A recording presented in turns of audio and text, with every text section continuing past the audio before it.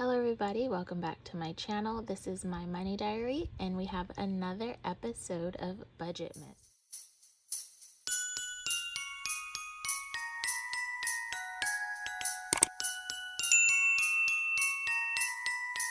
So in this episode, we are going to be going over my 2023 financial goals. So we're just going to get right into it. So my first financial goal of 2023 is to fully fund my Roth IRA. Now, a Roth IRA is just another form of an investment account, except for you fund this money with post-tax dollars. I have a 401k through my job, and that's pre-taxed money. So they withdraw the money from my checks. They invest it in my 401k. Once I get my check, I pull that money out, I transfer it over into my Roth IRA, and I invest in the S&P. So that is how I fund my Roth. Now, the limit to contribute to your Roth IRA is $6,000. So I want to max out my Roth IRA in 2023. I first opened up my Roth in 2020. Prior to that, I was not eligible for a Roth IRA because I lived in a high cost of living city, which meant I made a lot of money. I was making over $150 a year, and because of that, I could not open up a Roth IRA. Now, you can, if you do make over the income limit, you can do a backdoor Roth contribution, but I didn't know about that at the time, so I didn't do it. So I switched jobs and I made significantly less, so I was able to open up a Roth IRA. So in 2020, I did not max out my Roth IRA, but in 2021, I did max out my Roth IRA. I have maxed out my Roth IRA for this year, for 2022, and now I have a goal to max it out for 2023. So I'm going to be doing a savings challenge in order to meet this goal of maxing my Roth IRA out by the end of 2023. Next, I want to contribute at least $12,000 to my 401k. Now, I work part-time. I do not work full-time hours. I only do part-time hours. Therefore, I can't put that much towards my 401k. I definitely cannot max it out. I think to max out your 401k is like $22,500. Don't quote me on that. I don't know exactly, but I think it's around there. There's just no way. I would have to take out like $2,800 or $1,800 from my check every paycheck in order to max out my 401k, and I just can't do it. So we're going to aim for half, so $12,000. Typically I have my percentage set to 10%. I'm going to try to up it to 18% and leave it at 18% all of 2023, possibly trying to get up to 20%. I am expected to receive a raise soon, so hopefully with that raise, that kind of helps me out. So like I said, I only work part-time. I don't work full-time hours. I work 24 hours a week, which is 2 days, and that's considered part-time. So my company, they do offer a match for your retirement, but the stipulation is you have to work 1,000 hours in that calendar year in order to get your 3% match. I absolutely hate it. This is the only organization that I've worked for that does you have to work a certain amount in hours in order to qualify for their match. Every other organization that I worked at, they did paycheck by paycheck matching, which I wish they did this because I'm losing out on, like, the interest of being able to have my money matched every paycheck, but it is what it is. So I have a goal to work at least 1,000 hours in 2023. That way I can receive my 3% match. Next, I want to put $2,000 towards my emergency fund. I made that a goal this year in 2022 and I achieved it. So I just want to keep trucking along, put $2,000 towards my emergency fund. And I have a goal of, about 25,000 I want in my emergency fund. And my emergency fund is going to be used solely for emergencies, not only like emergencies, but like big emergencies. So if I were to ever lose my job, I would have to, tap into my emergency fund. If, I had an unexpected ER trip or unexpected surgery, so I'm going to have medical bills, that money's going to come from here. If I have a death in the family and I need to travel, to go to a funeral or something like that, I would take the money out of here to cover funeral costs or plane tickets, things like that.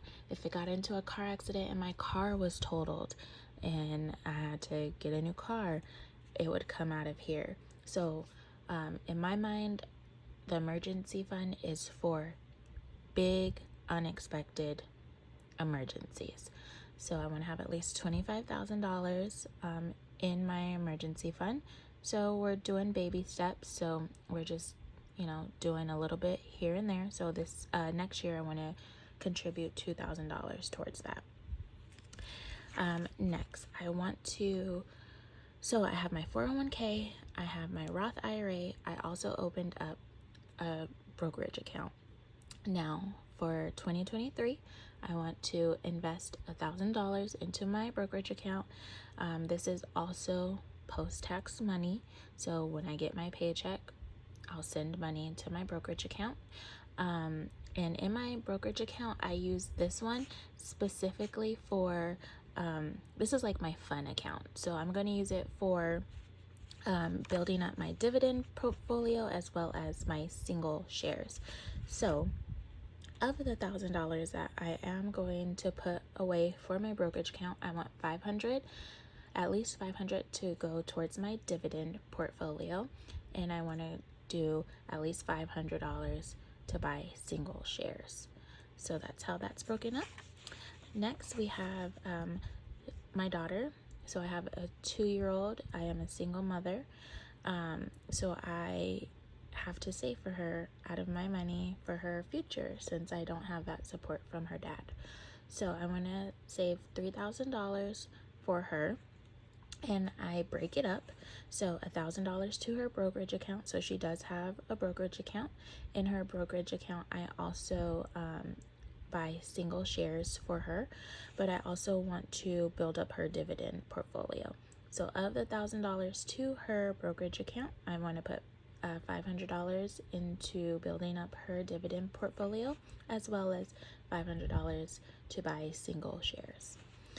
Next is her college fund. So I have a 529 for her. So I want to invest at least $1,000 or put $1,000 into her 529 account to be invested, as well as $1,000 in cash savings. Now I have a goal to hopefully gift her $75,000 when she is a young adult, $25,000 in investment, $25,000 for college, and $25,000 in cash savings. So I'm starting while she's young, so that way when she gets to be a teenager, it doesn't, I'm not scrambling trying to save for her future. So that's why I'm starting it so early, because time is on her side. She is young, so time is on her side. So next, I want to put $5,000 towards a home down payment. I do want to buy my daughter and I a house. So of course I have to have money for that. So I want anywhere from $30,000 to $50,000 to go towards my down payment. So this year I had a goal to save $5,000 towards my down payment, and I reached it. So we're going to do the same thing next year. Then I want to save $5,000 towards my mortgage. So I'm always trying to plan for the worst. So I want to make sure I have money set aside to specifically go towards my mortgage if anything happens. If I lose my job, if I want to take a break, anything. If anything happens where I don't have income, I want to make sure that I still have a roof over my head for my daughter, because that's all that matters. I need to make sure my daughter is straight in every situation. And I don't want her life to be uprooted or turned upside down if something happened to cause me to financially suffer. I want to make sure that her life stays the same. So I need to make sure all my bills are paid. Everything is, as normal. So I want to have money put away specifically for mortgage. I don't know how much my mortgage would be, but I calculated if my mortgage was $3,200 times 12 is $38,000. So eventually my long-term goal is to have $38,000 saved up specifically for paying my mortgage if anything were to happen to my job.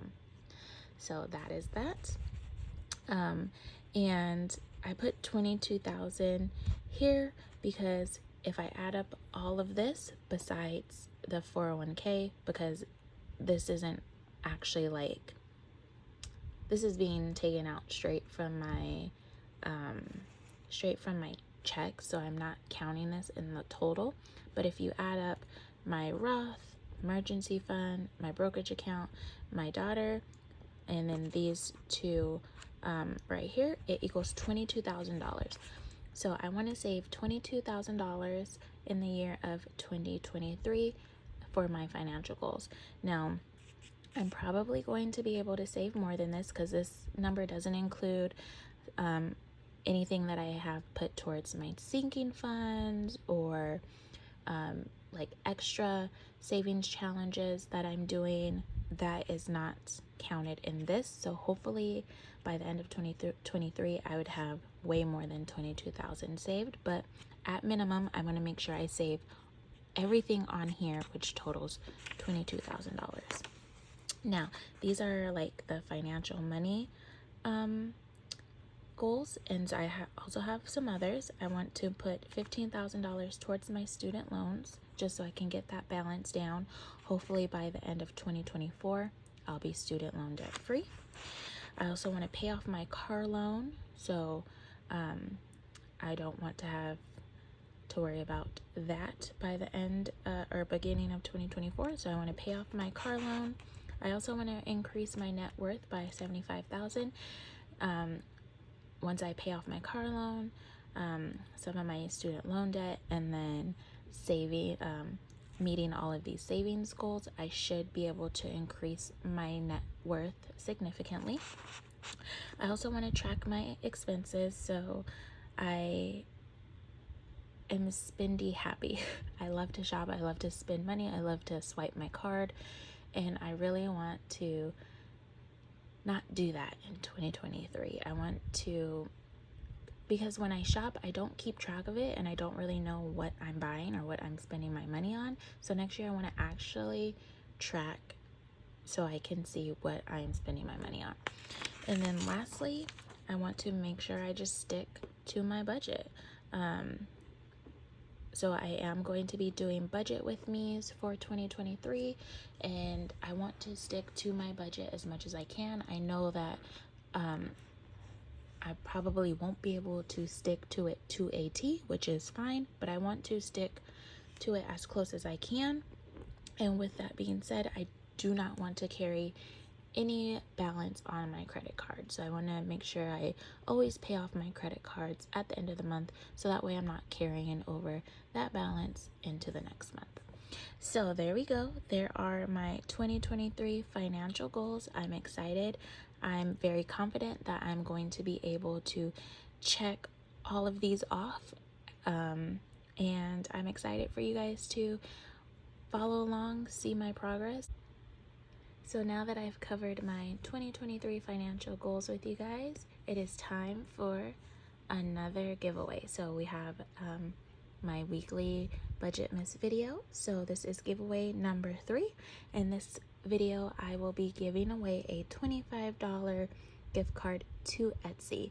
So this giveaway will run December 15th through December 20th. The rules are as follows. You must be a public subscriber. Again, I will check. Like this video. This giveaway is open to my US and international subscribers. Go ahead and follow me on Instagram at _mymoneydiary, just to make communication with the winner easier. And go ahead and leave me a comment telling me your favorite Etsy shop for budgeting. So who's your favorite shop to buy savings challenges from, envelopes from, binders from, any budgeting supplies like that? Go ahead and leave your favorite Etsy shop down below. Also follow your comment by a heart. Leaving a heart at the end of your comment will let me know that you are entering this giveaway. And so that is it. That is all for this video, and I will see you guys in my next one. Bye.